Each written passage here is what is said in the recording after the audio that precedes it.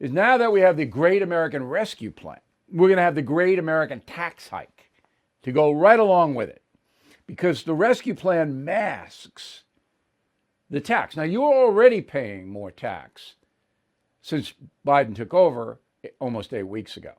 How? In the gas deal. By filling your car with gas, by heating your home.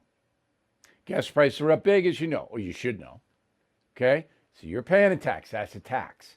Because gas prices did not have to go up, and they would not have gone up had Mr. Biden not attacked the fossil fuel and gas and oil industries. They wouldn't have gone up. They would have stayed where they were. But no, way up, and going to continue to rise a lot. Tax on you. So many Americans are going to get $1,400 as a COVID stimulus relief check from the government. That's going to be gone like that. And I'll tell you how. So, for the first time in 30 years, the Biden administration is raising federal taxes. Okay? An independent analysis by the Tax Policy Center found that the tax rise will bring in $2.1 trillion over 10 years. Okay? A lot of money. Now, it'll be rolled back because I don't believe the Democrats are going to continue in power, because it's already a disaster and getting worse every day. So the plan increases corporate income tax 21 to 28%. Here's your tax right there. Right there. So corporations in the USA, which were cajoled home by Donald Trump, threatened, everything, come back because we're giving you a favorable tax rate now, 21%. Well, that goes up 7%. That's a lot. Well, what do you think they're going to do? The corporations. They're not going to just take that off the bottom line. They're going to charge more money for their products across the board. And you're going to have to pay that. That's a tax on you.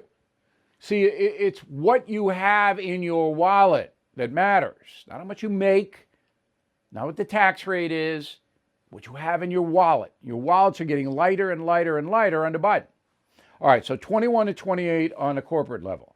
If you make more than $400,000 a year, so now you're going to go up to about 40% of that.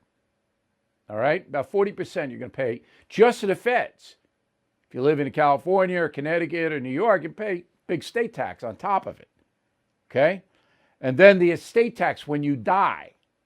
Fed's going to come in for a lot more. That's confiscation. That's a socialist one.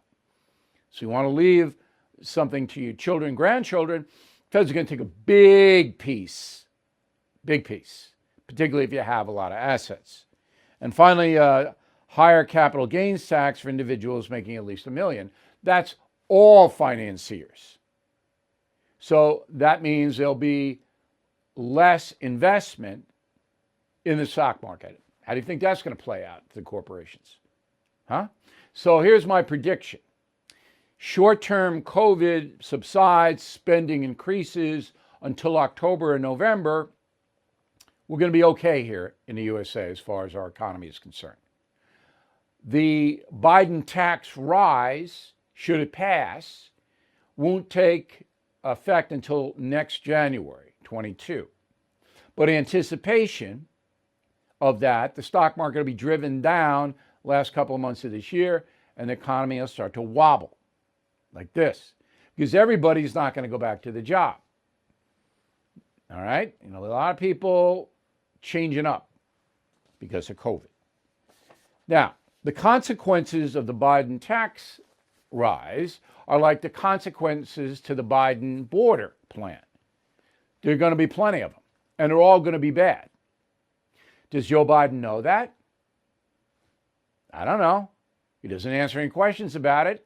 You think he knows what the unintended consequences of raising corporate and personal income taxes and taxes on stock profits and bond profits? You think he knows?